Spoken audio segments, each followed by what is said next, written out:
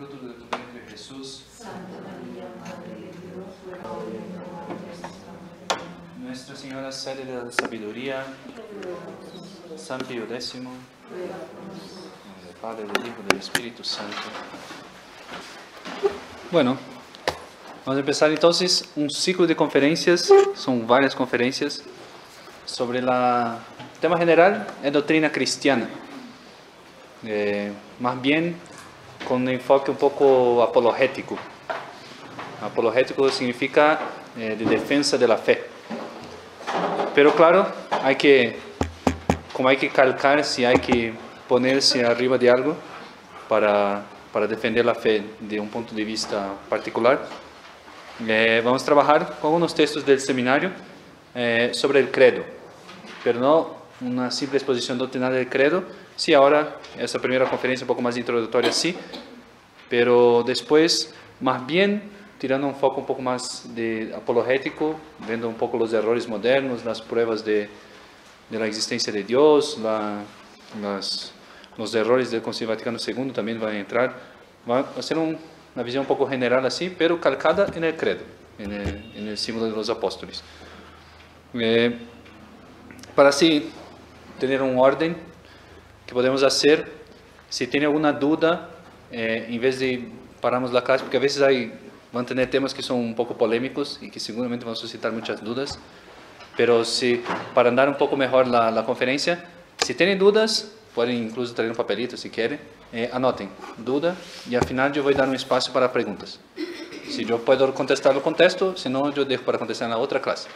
Y si durante la semana surgió alguna duda relacionada al tema de la conferencia anterior, al principio de la conferencia yo voy a dar un espacio para preguntas sobre la conferencia anterior, si tienen alguna cosa. ¿Sí? Entonces, dejamos, por ahora solo tenemos el trabajo de escuchar al Padre. Lamento por ustedes, por mi castellano, que no es gran cosa. Y eso sí, si no entiende alguna cosa que yo digo, eso sí puede parar y decir, Padre, no entendí lo que usted dijo. Eso puede interrumpir. Les leo, solo para dejar un poco con curiosidad y con ganas de venir la próxima vez, los temas que vamos a tratar durante estas conferencias. Primer tema, demostración racional de la existencia de Dios, según San Tomás. San Tomás tiene 5 pruebas racionales de la existencia de Dios. No son pruebas de Sagrada Escritura, sino pruebas racionales. La razón misma que llega a la existencia de Dios por sí misma. No que la fe no trabaje ahí, pero San Tomás hace ese ejercicio previo a la fe. La razón misma puede llegar a que existe un Dios. No puede llegar a que existe una Trinidad, que Dios es trino, que Dios es uno y trino, pero puede llegar a que existe un Dios. Después, segunda conferencia, naturaleza y perfecciones de Dios. Tercer, los ángeles, existencia del mundo espiritual. Cuarto, existencia, espiritualidad e inmortalidad del alma. Quinto tema, la justicia y pecados originales. Sexto tema, la creación, la falsedad del postulado evolucionista. Séptimo tema, Jesucristo el Mesías. Octavo tema, divinidad de nuestro Señor Jesucristo. Noveno, prerrogativas de Jesucristo en cuanto hombre. Décimo tema, María Santísima, la nueva Eva del nuevo Adán. Un décimo tema, la Santa Misa, corazón de la Iglesia Católica. Duodécimo, la Santa Síndone. La Santa Síndone, ubican ese manto ese pano de lino que estuvo sobre el cuerpo de nuestro Señor Jesucristo en el sepulcro y que tiene un milagro esplendoroso hasta hoy de cómo se imprimió la imagen de nuestro Señor Jesucristo en esa tela de lino. Santa Síndone, un prodigio para nuestros días. De hecho, la tesis yo tomo los textos del Padre José María, mestre del seminario, es que nuestro Señor quiso el milagro de la Santa Síndone para hoy, porque de hecho, sin los avances de la ciencia, no se conocería tanto como se conoce hoy la Santa Síndone, y no se vería cuán grande es el milagro de la Santa Síndone sin los aparatos científicos. Entonces, el milagro de nuestro Señor Jesucristo, hecho en su sepulcro para hoy, para los días de hoy. 13º tema, milagros y profecías, pruebas de la religión revelada. 14º tema, la pasión de la Iglesia y del cristiano. 15º tema, el Concilio Vaticano II, una redefinición de la Iglesia. 16º tema, la colegialidad del Concilio Vaticano II. Esos últimos son todos del Concilio. 17º tema, la libertad religiosa del Concilio Vaticano II. Y 18º tema, el ecumenismo del Concilio Vaticano II. Claro, no es para enseñarles a ser ecuménicos, es para hacer una crítica, ¿no?, de ese espíritu del concilio. Después le voy a pasar como unos folletitos que hace Padre José María también, es muy cuadrado Padre José María, muy bueno. Entonces él deja todo muy esquematizado, es para ustedes tener en casa después. La conferencia de hoy es más bien introductoria. Vamos a pasar un poco por arriba de todo, un poquito, quizás si logramos entrar en la introducción del credo, pero más bien entender un poco qué queremos con esas conferencias, cuál es la finalidad de ese ciclo de conferencias. Primero, penetrar, ese para un resumen de qué queremos con esas conferencias, penetrar el sentido de nuestro credo, de nuestra fe y saber defenderla.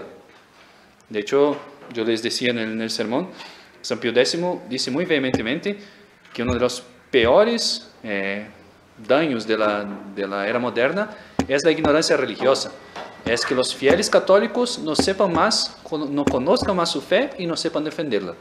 Porque de hecho, si nosotros conociéramos nuestra fe como lo máximo que podemos conocer acá en esta vida, seguramente no seríamos ecuménicos y seríamos causa de conversión para los demás. Porque nuestra fe es muy linda y muy perfecta. Entonces, primero, conocer nuestra fe.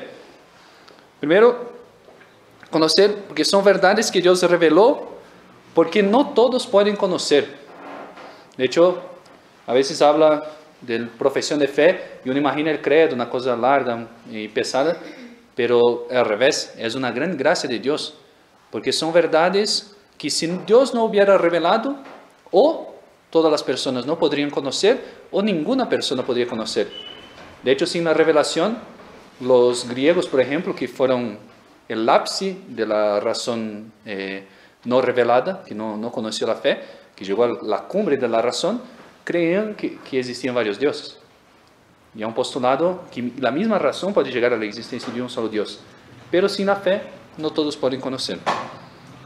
Y hay cosas que sin la fe nadie puede conocer. La Santísima Trinidad. Si no fuera revelado por Dios, uno no podría conocer. Y nosotros tenemos que creer en la Santísima Trinidad para salvarnos. Pero si no hubiera la revelación de Dios, nadie podría conocer la Santísima Trinidad. El hombre puede llegar que existe un Dios sí, pero que ese Dios es trino en personas, no. Después, conocer nuestra fe, profesar nuestra fe con los labios, como hacemos con la misa, la profesión de la fe en los días de domingo y días de primera clase, profesión de fe, y con la vida. De hecho, es nuestra fe que tiene que mover nuestras acciones. Nosotros, el justo vive de la fe, dice San Pablo. Vive de la fe porque por esa fe que cree, por esa vida eterna que espera, regula toda su vida a partir de esa fe que recibió de Dios nuestro Señor. Con ella podemos aprender a entender un poco esa vida, entender los sacrificios de esa vida, por ejemplo, para dar un ejemplo. No hay como entender la lógica de esa vida sin una vida eterna. Porque primero sería irracional, y hay que hacer un esfuerzo muy grande para ser ateo, de creer que no existe un Dios. De hecho, hay que obnubilar la razón para empezar a decir que no existe un Dios, porque son tantas las pruebas y la claridad de que hay un Dios que creó ese universo, que ordenó ese universo y que creó el hombre también. Es muy difícil, digamos, ser ateo. Pero si uno además que no tiene fe, va a intentar entender ese mundo sin la vida eterna, o no existe un Dios, y tiene que hacer ese esfuerzo del ateísmo, o ese Dios es un Dios al estilo griego injusto, porque uno ve muchas injusticias en ese mundo, ve personas que son malas y que están prosperando en este mundo, y ve personas que son buenas y están sufriendo sacrificios. Entonces, muy difícil es entender ese mundo sin la vida eterna, sin la fe, porque yo tendría que hacer un esfuerzo para pensar en un Dios que creó, pero que es injusto, que es como Alá de los musulmanes, que puede contradecirse. Pero sí, si cree en la vida eterna, ahí sí, ahora tiene sentido. Por más que el justo sufra en esta vida, hay una otra vida que equilibra la justicia. Y si el malo tiene prosperidad en esa vida, significa que en la otra vida va a sufrir los castigos y que la justicia de Dios, ese Dios es justo, pero es justo con la vida eterna. Después, esperar el cielo, y eso nos hace profesar nuestra fe y regular nuestra vida. Para dar un ejemplo así de una cosa simple que hace profesión de fe, la señal de la cruz, por ejemplo. Cuando pasamos delante de una iglesia y nos persignamos, estamos profesando nuestra fe. Profesando nuestra fe por ahí en alguna discusión, alguna persona que dice que pregunta o que dice alguna cosa contraria a la fe, puede profesar la fe. También las procesiones que hacemos, las novenas, todo profesar nuestra fe. Conocer, profesar y defender nuestra fe. Defender contra los ataques. De hecho dice San Pedro en su primera epístola, «Estad siempre prontos para dar razón de vuestra esperanza a todo el que os la pidiere». Siempre prontos para dar razón de vuestra esperanza.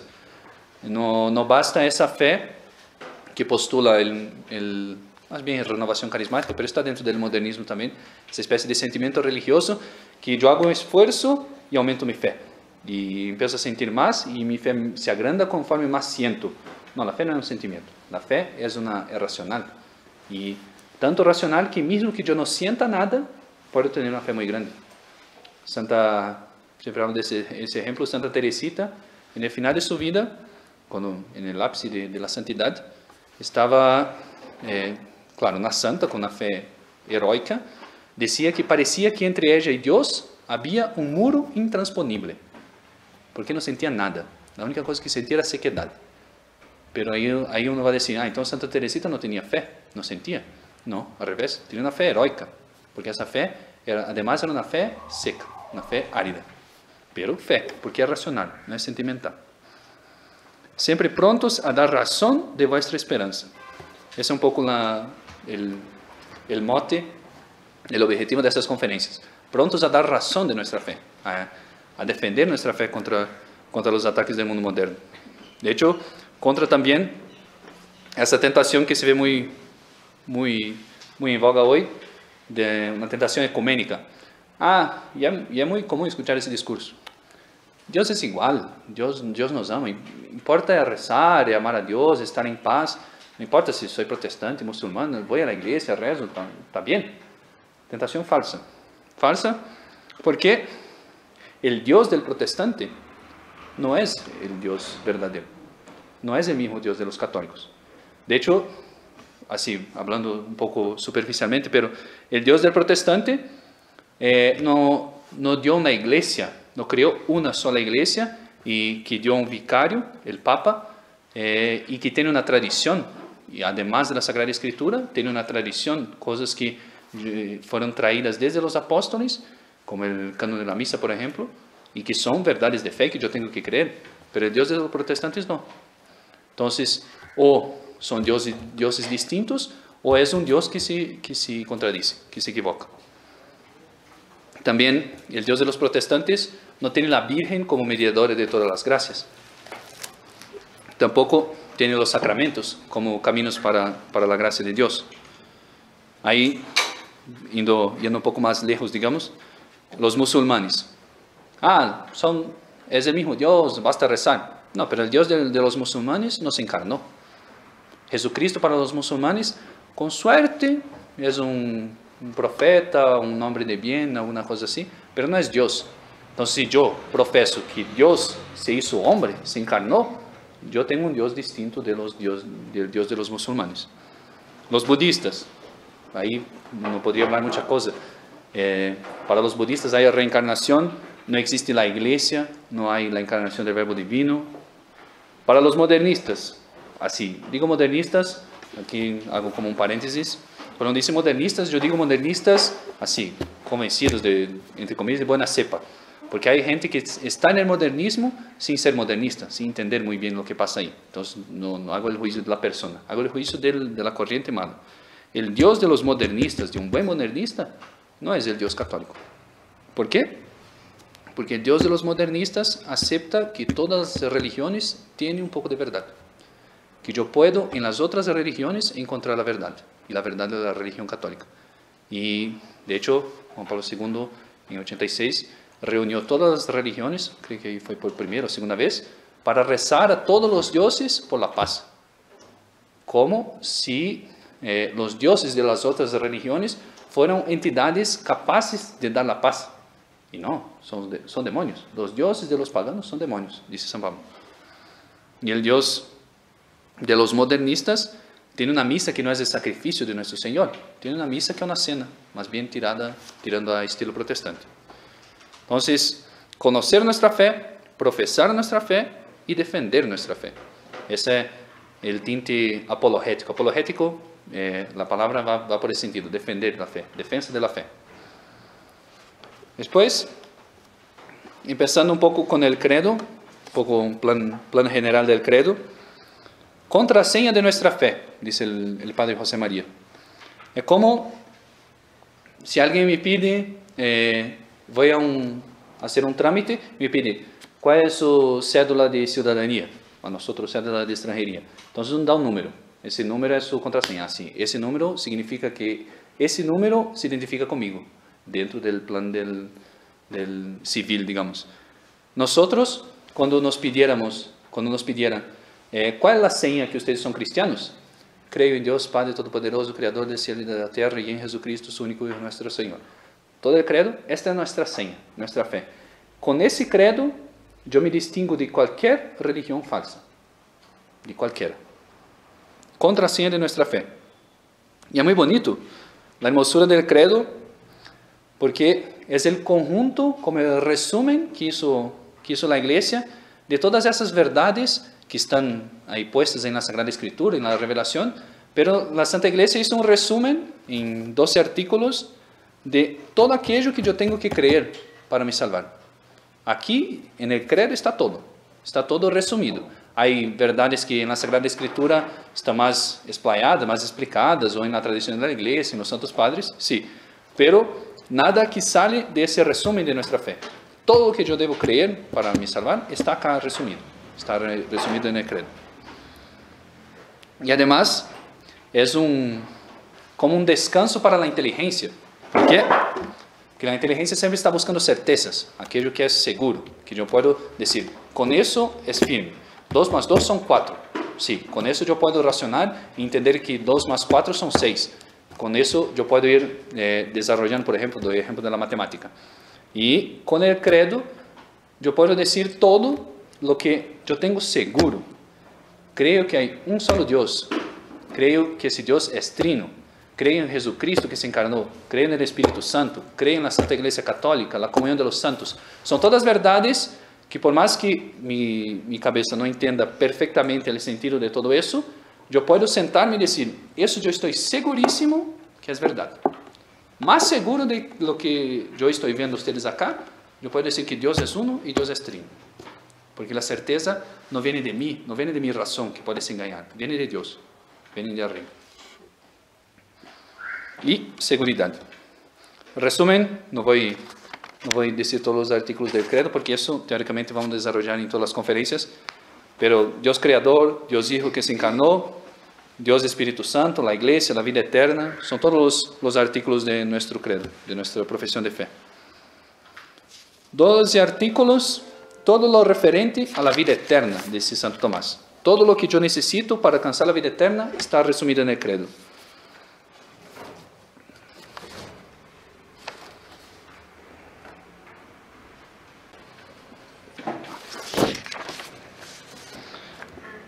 Contenido en nuestro credo, resumen: creo en Dios Padre Todopoderoso, Creador del cielo y de la tierra. Creo en Jesucristo, su Hijo único, nuestro Señor, segundo artículo del credo, que fue concebido por obra y gracia del Espíritu Santo, nació de Santa María Virgen, padeció bajo el poder de Poncio Pilato, fue crucificado, muerto y sepultado, todo lo referente a la vida mortal de nuestro Señor, descendió a los infiernos, al tercer día resucitó de los muertos.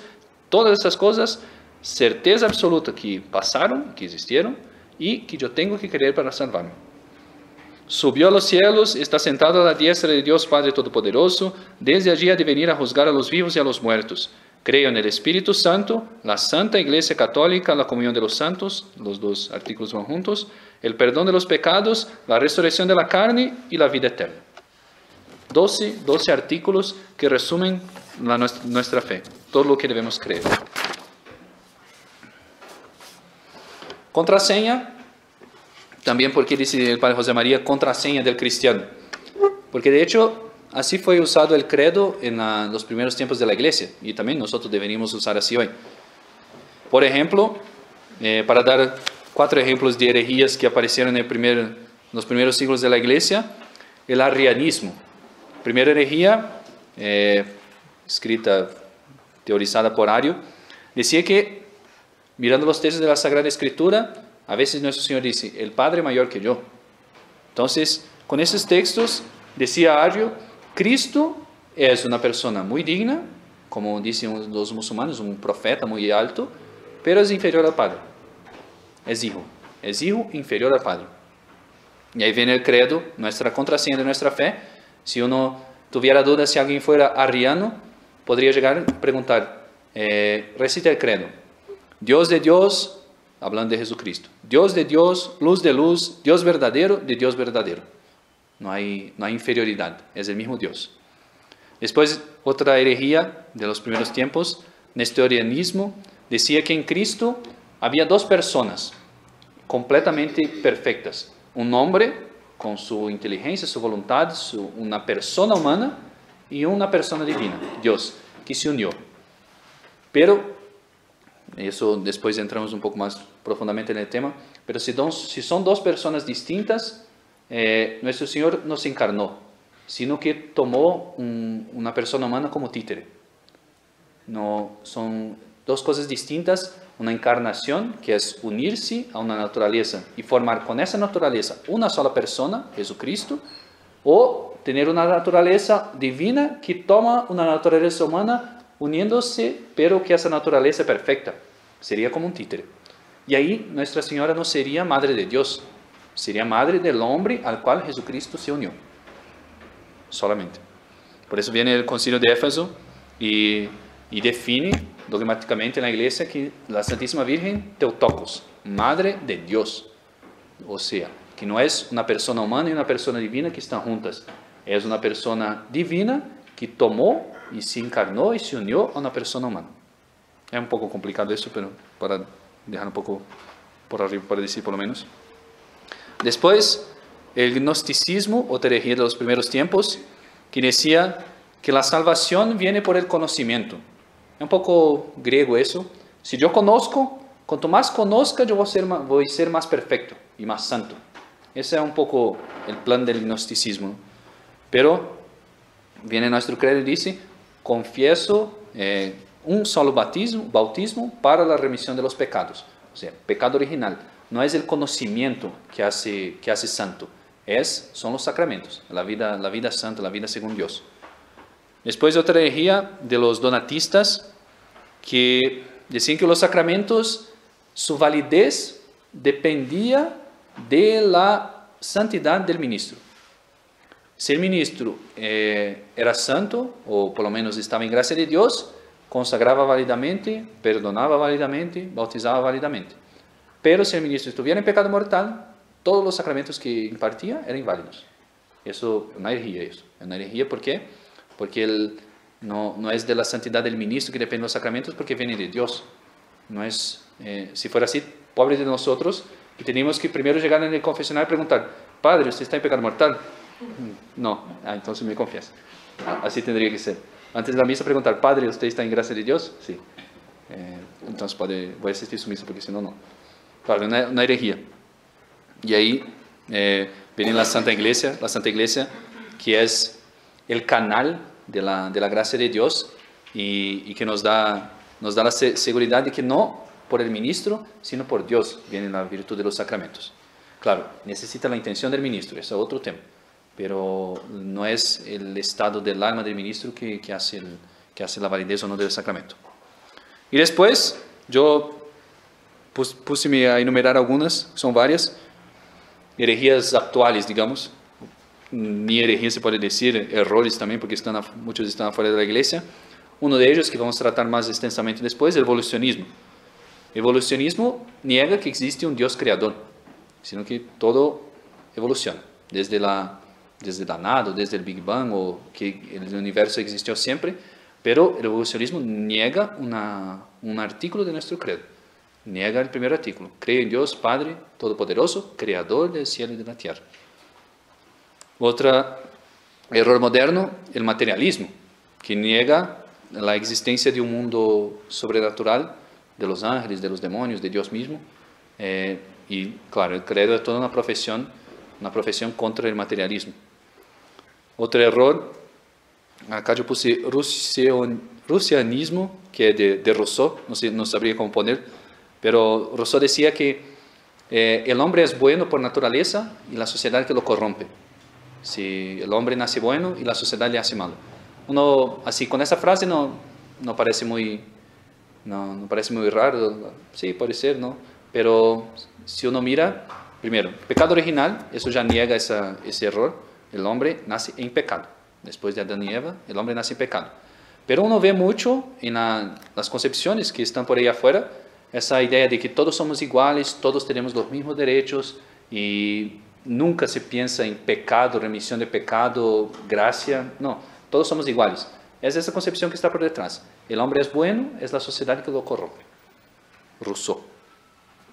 Después otro error, el liberalismo, que también va por la misma línea, que claro, todos somos iguales, todos tenemos los mismos derechos, y está negando que existe un pecado original por detrás, y que una persona que está en gracia es diferente, distinta de una persona que está en pecado mortal.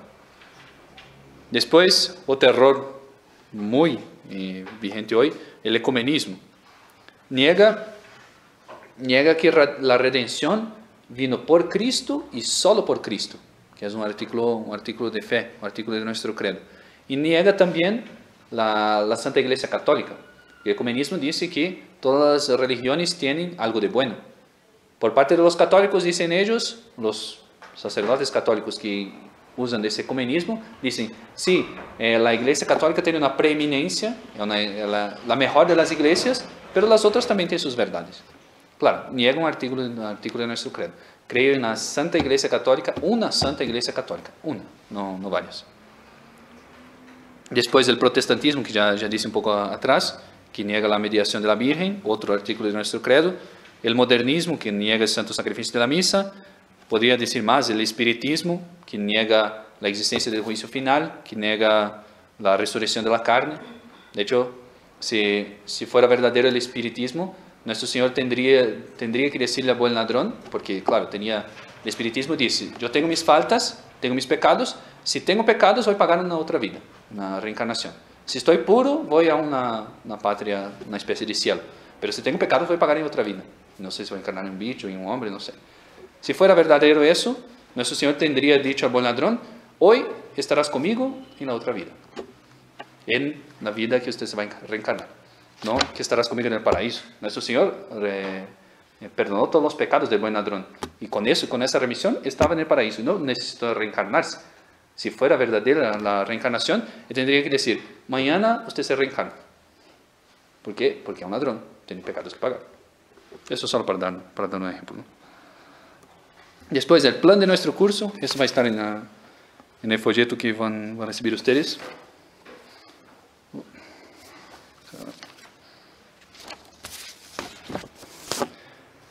Alrededor, eso cito al Padre José María, que él hace como un plan general, cómo va a ser nuestro curso ese. Alrededor de estas tres verdades capitales, Dios Creador, Verbo Encarnado, Espíritu Santo, que primeramente explicaremos exponiendo cada artículo uno por uno, iremos asociando luego varios temas apologéticos, defensa de la fe, aquellos en que estos artículos de fe se ven más negados hoy en día. Así, por ejemplo, respecto a Dios Creador, veremos la demostración de la existencia de Dios a partir de la creación, la existencia del mundo angélico, la espiritualidad e inmortalidad del alma humana, el estado de justicia original con que fueron adornados nuestros primeros padres, su caída en el pecado original, que motivará la ulterior necesidad y promesa del Redentor, y refutaremos las tesis de la evolución del hombre como contraria al dogma revelado. Después, respecto al Verbo encarnado, probaremos su mesianidad, su divinidad, sus atributos peculiares de rey, profeta y sacerdote, y los numerosos milagros con que Él mismo respaldó su misión divina. Igualmente hablaremos del papel de María Santísima junto a nuestro Señor Jesucristo en la obra de la redención y del culto que por eso le tributa a la Iglesia y al pueblo cristiano.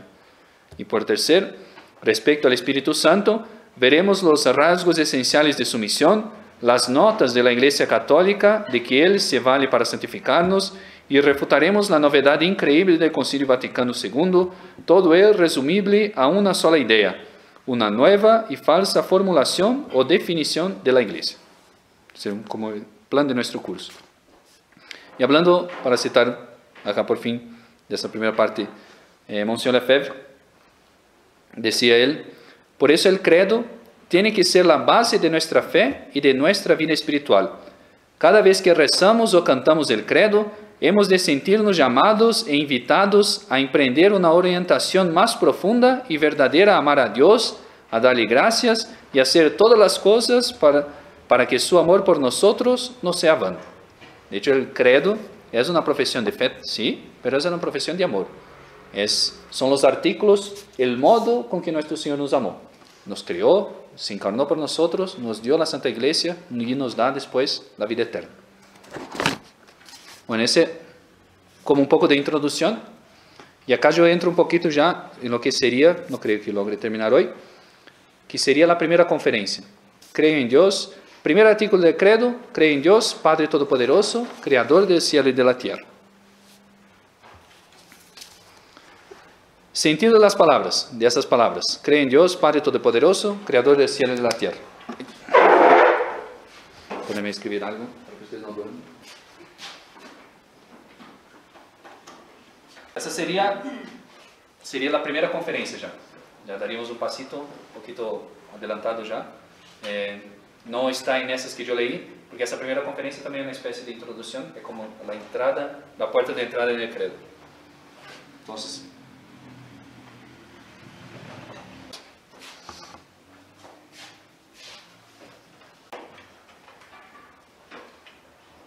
vamos a intentar ver esas tres verdades del primer artículo del credo. Creo en Dios Padre Todopoderoso. Creo que no va a alcanzar para ver hoy. Primero, creo. ¿Qué es el creer? ¿Qué significa esa palabra? De hecho, se usa ella en el mundo actual para, sí, lo creo. Como creo, acredito en que lo que usted está me hablando es verdad. O también se usa en el sentido de una confianza. Creo en esa persona, como confío en ella, es fiable. Pero el acto de creer con fe y con fe sobrenatural es mucho más elevado, mucho más sublime. De hecho, en el seminario diría casi un semestre estudiando el acto de fe, estudiando qué es cómo actúa Dios en nuestra mente, en nuestro entendimiento para producir, y con nuestro consentimiento, el acto de fe. Una definición, para tener una definición: acto del entendimiento, y acá ya empezamos a desbaratar un poco esos errores modernos. No es acto del corazón, no es un acto simple de la voluntad. La voluntad está implicada también, pero el acto primero del entendimiento, creo. No es si siento, sí, creo, no. Creo, es una verdad que asiente a una verdad divina por el imperio de la voluntad. La voluntad, como decía, participa. La voluntad impulsa ese acto de creencia, el acto de creer. Movida por Dios. El acto de fe, por más que yo siente con una persona y quede 5 horas dándoles razones para creer, probando los milagros de nuestro Señor, mostrando el milagro de la Santa Síndone, mostrando el manto de la Santísima Virgen de Guadalupe, explicando toda la historia de las herejías, todos los errores modernos.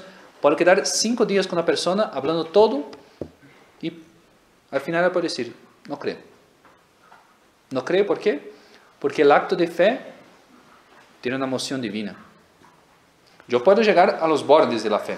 Eso se llaman los preámbula fide.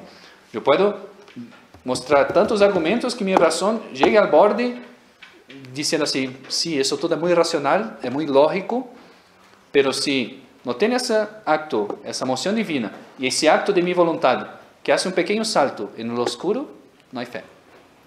Há razones para creer. Sí, todo parece muy razonable, muy digno de creencia, pero el acto de fe no está ahí. El acto de fe es el paso siguiente. Es el paso siguiente cuando yo veo todas esas verdades muy impactantes, como veo un milagro, y digo, sí, creo. De hecho, hay una historia de un cientista, Alexis Carrel, creo, si no me equivoco, que él tuvo la oportunidad de ir a Lourdes, era ateo, era, digamos, recto de juicio, pero era ateo, y tuvo la oportunidad de ir a Lourdes de hecho quería ver lo que pasaba ahí, los milagros que se daban en las aguas de Lourdes. Acompañó una enferma que estaba ya en estado terminal, él estaba buscando su última, como el último recurso, ir a Lourdes buscando milagro, y para que no muriera, ellos pidieron a ese médico que estaba también en el tren, que se iba a Lourdes, que le acompañara y le asistiera para que no se muriera en el viaje. Entonces él examinó y acompañó toda la enfermedad y comprobó esa enfermedad de esa persona. Llegó a Lourdes, esa persona se curó por milagro, pero él no creó. No hizo un acto de fe. No dio ese paso. Vio que había una enfermedad incurable por los ojos de la ciencia y que en el día siguiente esa enfermedad estaba curada de manera totalmente ilógica, si pensara racionalmente, pero no creyó. No hizo el acto de fe. Después, gracias a Dios, al fin de la vida se convirtió y se murió cristiano. Pero en ese momento no. En ese momento no creyó. No hizo el acto. ¿Por qué? Yo puedo dar razones, pero el paso final es un acto, es como un salto en lo oscuro. Cuando doy razones, por ejemplo, la Santísima Trinidad, que vamos a hablar un poquito hoy. Sí, pero por más razones que yo dé, es mi voluntad, impulsada por nuestro Señor, que tiene que decir, sí, creo en la Santísima Trinidad, porque no voy a entender perfectamente, solo en el cielo. Si entendiera perfectamente, no sería ya más acto de fe, ya sería una evidencia. Entonces, definición del acto de fe, del acto de creer: acto del entendimiento que asiente a una verdad divina por el imperio de la voluntad, movida por Dios. Es un acto sobrenatural, no es un acto de la pura razón. Distinto de una creencia o de una prueba, de una evidencia de la ciencia, por ejemplo. Hay buena ciencia, pero la ciencia siempre va acompañada del peligro de error. Por más que sea un cientista muy bueno, que esté muy bien instruido y con muy buena voluntad, pero un cientista puede equivocarse. Y de hecho, uno mira la historia de la ciencia, por épocas se van rehaciendo teorías y haciendo críticas a las teorías antiguas y inventando teorías nuevas. ¿Por qué? Porque la razón puede equivocarse. La razón no logra ver todo. En cambio, el acto de fe sí, el acto de fe es íntegro. Cuando yo digo, creo en Dios, no hay cómo equivocarse. ¿Por qué? Porque no está sentado ese acto en mi razón. Está sentado ese acto en Dios que no puede equivocarse. Soy yo que digo, creo en Dios, pero por detrás está nuestro Señor. Está impulsando ese acto. Después, un acto de razón, un razonamiento, por ejemplo, llega una teoría matemática, cuesta mucho trabajo. Hay que investigar, hay que buscar pruebas, hay que hacer teorías, pero un acto de fe no. Un acto de fe, entre comillas, es un acto fácil. No tengo yo que buscar pruebas para creer. Por ejemplo, yo puedo hacer un acto de fe sin ninguna de esas pruebas. Él es el ejemplo del buen ladrón. El buen ladrón no tenía ninguna prueba para tener fe. Él tenía una persona a su lado, crucificada, siendo injuriada por las personas que estaban delante, sin decir ninguna palabra para defenderse. Y él dice, Señor, acuérdate de mí cuando llegares en tu reino. Él no tenía ninguna prueba, al revés, tenía pruebas en contra. Y por más que no tenía pruebas, hizo un acto de fe inspirado por Dios, pero que él hizo, y es meritorio para él. Un acto de fe que le mereció la vida eterna. Entonces, yo puedo hacer un acto de fe sin tener ninguna prueba de la razón. Las pruebas de la razón pueden ayudar, sí, pero el acto de fe no depende de ellas. Puede ser ayudado por ellas, pero no depende de las pruebas de la razón. Y es, entre comillas, fácil. Otra diferencia entre acto de fe y un acto de ciencia, un acto de conocimiento. El acto de ciencia se basa en una evidencia. Yo tengo 1, 1. Si sumo 1 más 1, 2. No hay como negarse, es evidente. No hay un paso en el oscuro acá. 1, 1, 2. Pero el acto de fe se sienta más bien y se basa en la autoridad de Dios que revela.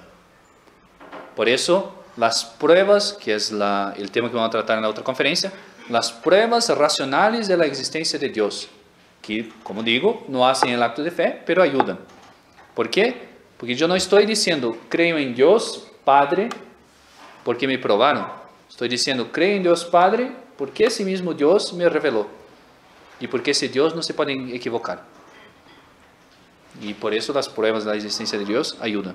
Entonces, la ciencia se basa en una evidencia. La fe no. La fe se basa en una autoridad. Como por ejemplo, uno puede decir, pero entonces la fe es ciega. No, no es ciega.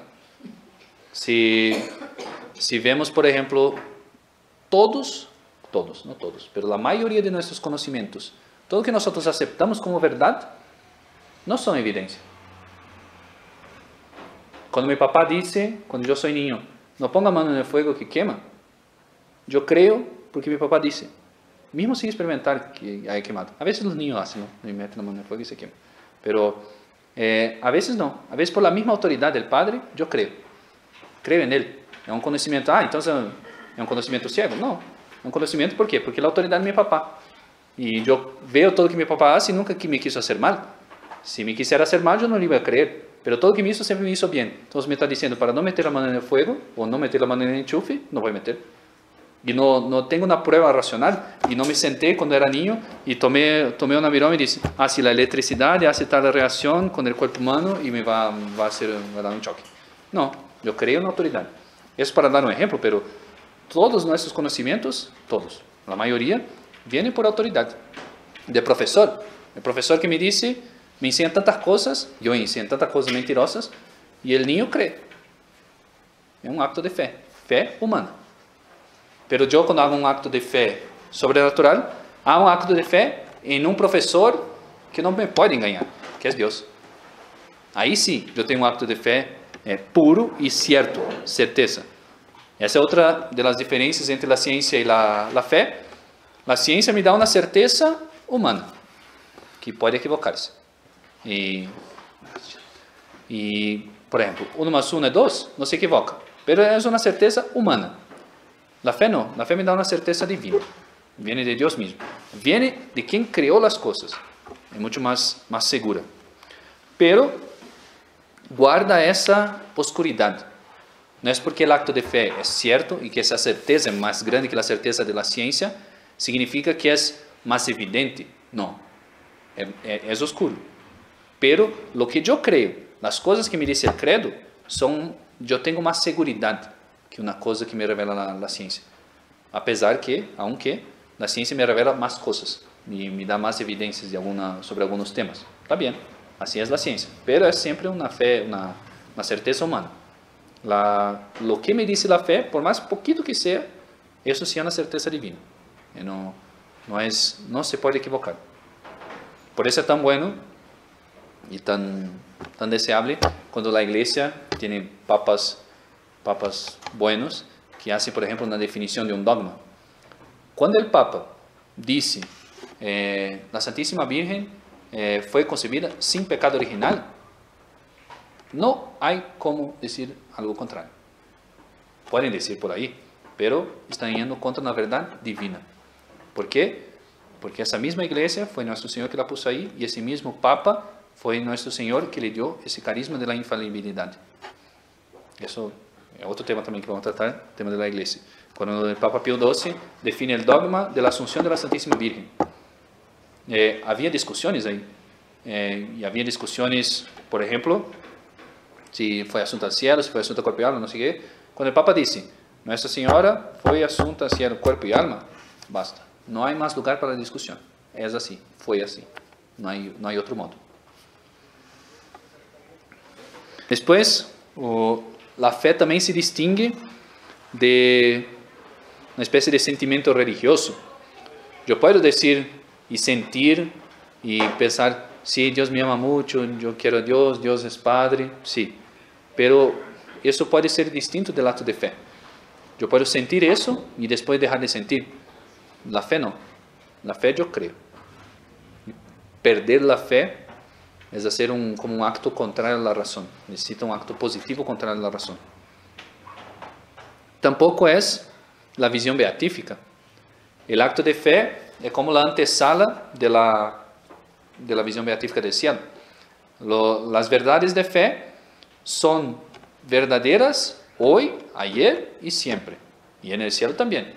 En el cielo yo voy a ver a Dios Padre Todopoderoso, Creador del cielo y de la tierra. Voy a ver a Jesucristo, su único Hijo y nuestro Señor.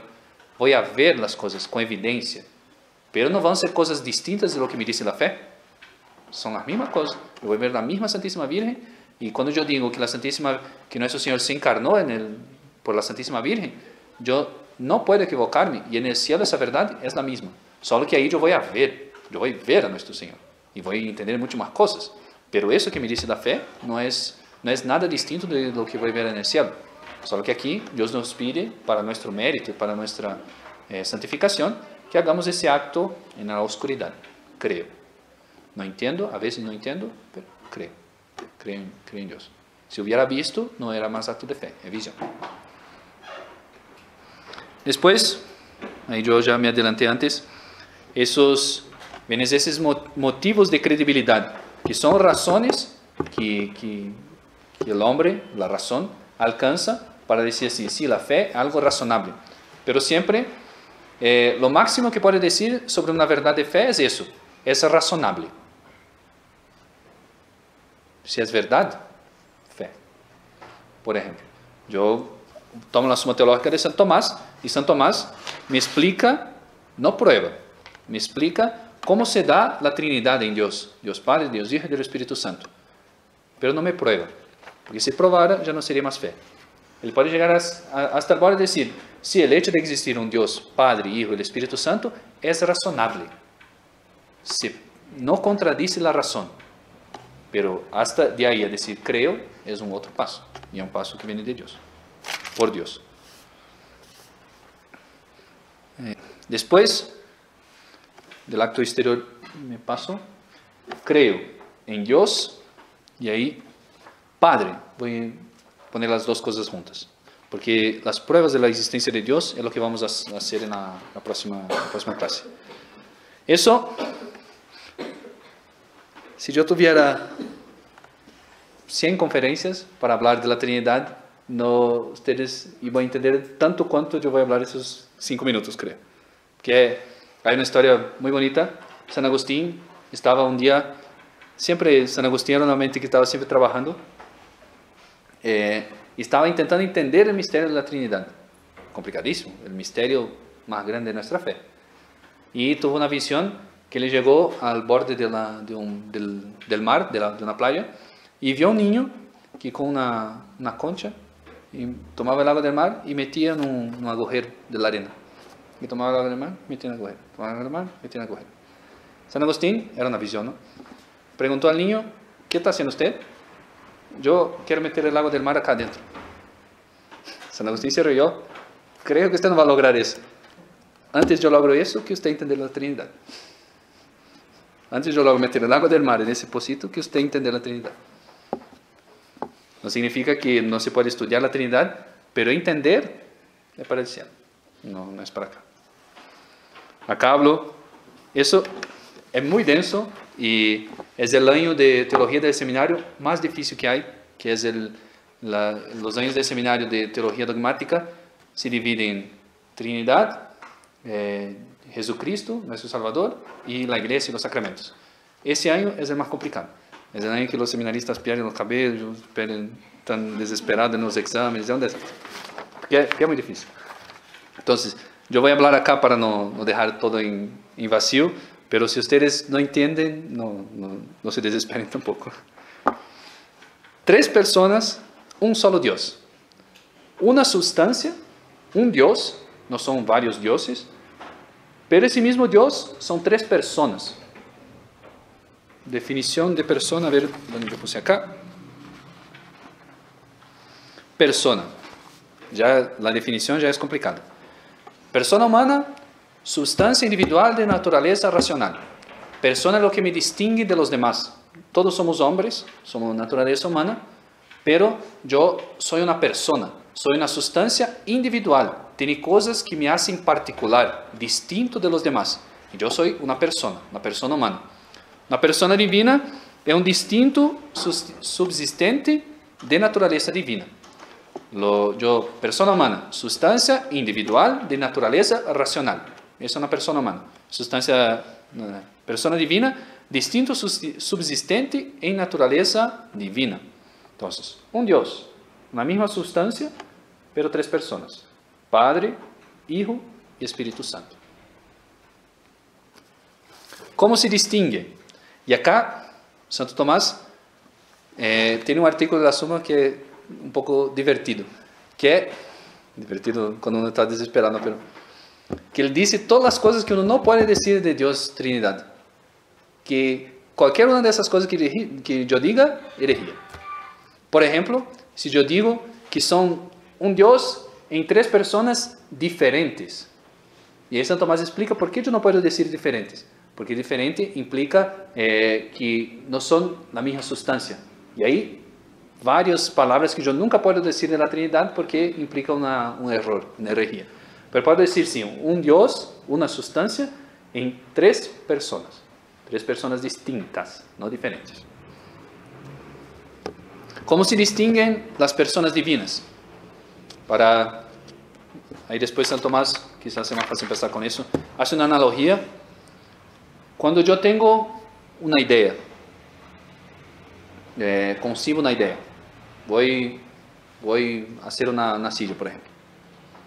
Esa idea que yo elaboré y pensé en la silla, pensé, sí, voy a hacer de color negro, va a tener 4 pies, 4 patas, va a ser de tal tamaño, no sé qué. Eso cuando yo concibo, en mi cabeza se forma una idea de la silla. Esa silla que yo pensé y viendo varias sillas, yo elaboré una silla que no son esas que yo vi, que va a ser distinta. Acá en mi cabeza tiene una idea, que se llama verbo mental. Y esa idea yo la quiero, yo la amo. Y el hecho de querer esa idea hace que mi voluntad se incline a hacer esa silla. Si yo solo tuviera la idea, yo no la haría. Pero el hecho de que mi voluntad se incline, ahí yo empiezo a tomar la madera, a tomar el martillo, los clavos y voy a empezar a hacer la silla y concibo una silla que ahí está. Y que a veces sale, por los malos carpinteros, sale distinta de lo que yo concebí. Pero en Dios, ¿cómo ocurren las cosas con Dios? Y ahí, paréntesis, sin el tiempo. El hecho de yo concebir una silla, amar la silla y hacer la silla, en nuestra concepción implica tiempo. En Dios no, en Dios todo es eterno. Dios Padre, que concibió un verbo y que lo ama. Pero ese concebir un verbo, cuando en nosotros, esa silla que está en mi mente, que sale distinta de lo que yo pensé, en Dios no pasa, porque Dios es perfecto. Dios, todo lo que sale de Él es perfecto. Tan perfecto que no es distinto de Él mismo. Ese verbo que Dios concibió, que es el Dios, nuestro Señor Jesucristo, es tan perfecto porque Dios no puede hacer nada que carezca de perfección, que es idéntico a Él mismo. Que es Dios de Dios, pero una persona distinta, no diferente, distinta. Y ese Hijo que Dios concibió como verbo, amado por Él, ese amor entre el Padre y el Hijo da luz al Espíritu Santo. Yo digo da luz, eso ya es impropio, que el único que es generado como generación de Padre y Hijo es nuestro Señor Jesucristo. El Espíritu Santo, la palabra teológica es expirado. Nuestro Señor, Dios Padre, que tiene un verbo mental, el Hijo, que es perfecto, tan perfecto, que es el mismo, que es Dios, igual a Él, no de ninguna forma diferente, y el amor entre Padre y Hijo, ¿verdad?, genera el Espíritu Santo, expira el Espíritu Santo. Eso, para hacer una analogía, intentar un poco entender. Y no puede, dice San Tomás, haber una cuarta persona, porque Dios nos creó y creó todo lo que creó semejante a Él. Y el hombre, dice la Sagrada Escritura, imagen y semejanza de Dios. Imagen y semejanza de Dios que tiene como únicos actos interiores, actos de entendimiento y de voluntad. Actos de comprender, de ver, entender, y actos de querer. Son los únicos dos actos que hay. Y así en Dios, no hay otro acto interior, porque Dios, no es porque Dios es semejante a nosotros, sino que al revés, que Dios nos creó semejante a Él. Y así nos crió con inteligencia y voluntad, esos únicos actos interiores. Y en Dios es lo mismo, solo puede haber acto de inteligencia y de voluntad. Solo puede generar el Hijo y el Espíritu Santo. No puede generar una cuarta persona. No hay otro acto interior dentro de la Santísima Trinidad. Solo puede hacer acto de inteligencia y acto de voluntad. Inteligencia divina y voluntad divina. Y ese acto puro, santo, perfecto de Dios es la segunda persona de la Santísima Trinidad, que no fue generada después del Padre y después del Espíritu Santo, sino que son coeternos, son iguales. No hay tiempo ahí. ¿Y en qué se distinguen las personas? ¿Cómo yo puedo decir que el Padre no es el Hijo y el Hijo no es el Espíritu Santo? Porque son tres personas, un Dios, no vamos a ser polisteístas, un Dios, una sustancia, pero con tres personas, tres personas distintas. Acá si yo empiezo a intentar usar analogías, yo voy haciendo herejías sobre herejías por acá. Entonces, guardando el vocabulario. ¿Qué distingue una persona de otra? Las relaciones. El Hijo es generado y el Espíritu Santo, usa esa palabra en la teología, es expirado del Padre y del Hijo. Entonces el Padre es el único de los tres que no es generado, que es increado, no está bien esa palabra, pero sí, increado. El Hijo es salido del Padre y no del Espíritu Santo, y el Espíritu Santo es salido del Padre y del Hijo.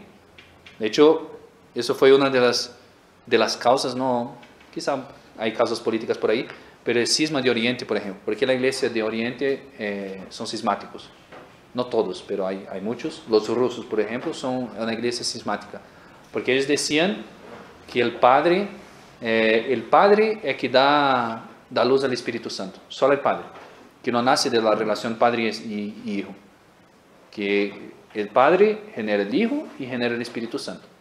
Pero viene San Tomás a decir que si fuera así, no serían personas distintas, porque un acto perfecto, puro, santo, que hace un mismo Dios y que sale de la misma persona, no había distinción. No había distinción entre Hijo y Espíritu Santo. Serían la misma persona, porque ambos procederían del mismo Padre. Pero sí, el Padre genera el Hijo y el amor del Hijo y del Padre genera el Espíritu Santo, la tercera persona de la Santísima Trinidad. Entonces, lo que hace distinto al Espíritu Santo, que procede del Padre y del Hijo, así dice nuestro credo.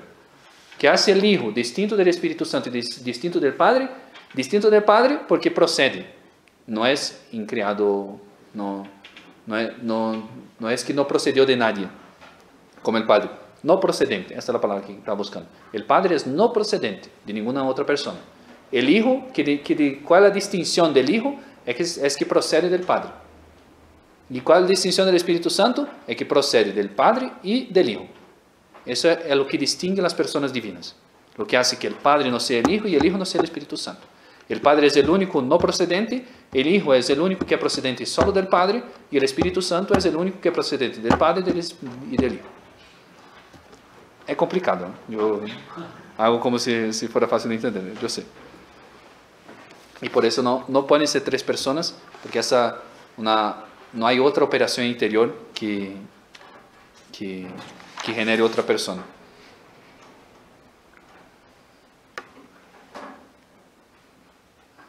Y así, de vuelta a esa analogía. Pero, creo que, como le decía, yo puedo hablar de la Trinidad 50.000 años acá y no vamos a entender, y ni en el cielo vamos a comprender plenamente, porque como haciendo analogía, ¿no? El acto de Dios perfecto, de entendimiento completo y totalmente perfecto, sin ninguna falla, es el Hijo, es el Espíritu, es Dios. Si yo lograra comprender a Dios, comprender y entender todo lo que es Dios, sería yo Dios. Que yo habría llegado a ese nivel de ser una divinidad. Entonces no vamos a lograr comprender todo en el cielo, pero sí vamos a entender ese misterio de manera mucho más perfecta de lo que entendemos acá en esta vida. Acá en esta vida, ¿qué nos pide la Santa Iglesia? ¿Qué nos pide Dios para nos dar la vida eterna? Que creemos. Que yo diga todos los domingos, creo en Dios Padre Todopoderoso, Creador del cielo y de la tierra, y en Jesucristo, único Hijo, y en el Espíritu Santo. Dios nos pide Dios que creamos. Él reveló. Y por todas las naciones bautizadas en nombre del Padre, del Hijo y del Espíritu Santo. Está revelado. De nuestra parte hay que decir, creo. Solo eso. Bueno, no se desesperen con ese final sobre la Trinidad. Solo para tener un poquito, una idea por lo menos, para intentar entender. Creemos en un solo Dios, en una sustancia. No hay dos dioses, hay un Dios. Pero ese Dios son tres personas, Padre, Hijo y Espíritu Santo. Por esa analogía, ¿no? del hombre, que concibe una idea y que ama esa idea. De ahí sale el Hijo y el Espíritu Santo. Solo que en Dios eso no implica tiempo y eso no implica distinción. No implica que la silla que sale de mi cabeza es distinta, pero el verbo mental de Dios no es distinto, es el mismo. Es Dios como Él. Solo que con esa distinción que procede de Él, por vía de generación. Por eso es Padre, por vía de generación. Bueno, por aquí quedamos hoy. Hoy es el segundo viernes. El cuarto viernes volvemos y ahí vamos a hablar ahí entramos en el primer tema de las conferencias así más directamente, demostración racional de la existencia de Dios. Son 5 pruebas que trae Santo Tomás para probar con la razón que Dios existe, sin todavía tocar la fe, sin argumentos de la Sagrada Escritura, solamente con la razón llegar a la existencia de un solo Dios. Y eso la razón puede llegar, y es de eso que vamos a tratar en la próxima conferencia. ¿Alguna pregunta?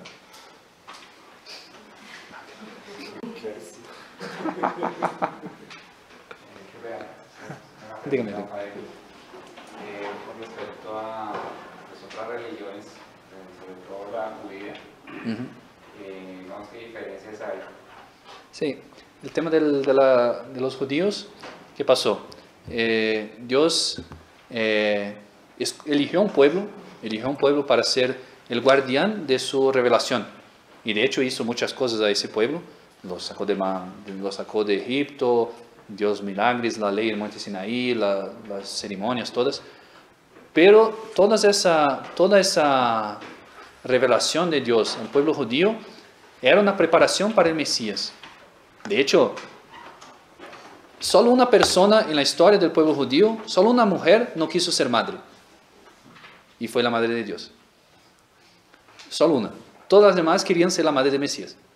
De hecho, era un oprobio y era una vergüenza para una mujer judía ser estéril. ¿Por qué? Porque no podía ser madre del Mesías. De hecho, toda la vida del pueblo judío son figuras y preparación para la venida del Mesías.